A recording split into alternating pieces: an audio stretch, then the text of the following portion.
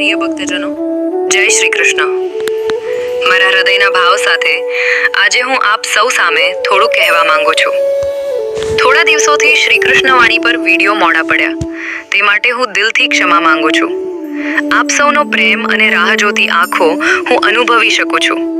મારા જીવનમાં અચાનક એક અડચણ આવી. મારો મોબાઈલ બગડી ગયો હતો.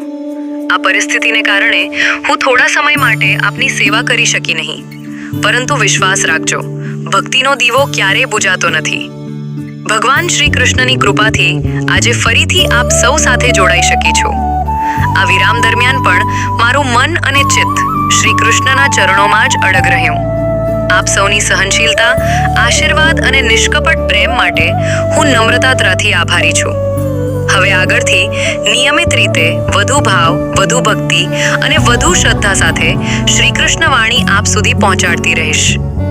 ભગવાન શ્રી કૃષ્ણ આપના જીવનમાં હંમેશા પ્રેમ, શાંતિ અને દિવ્ય પ્રકાશ વરસાવતા રહે. આપ સૌનો પ્રેમ જ મારી સૌથી મોટી શક્તિ છે. જય श्री कृष्ण. अगर आप मेरे बारे में जानना चाहते हैं तो श्री कृष्णा वाणी को सब्सक्राइब करें.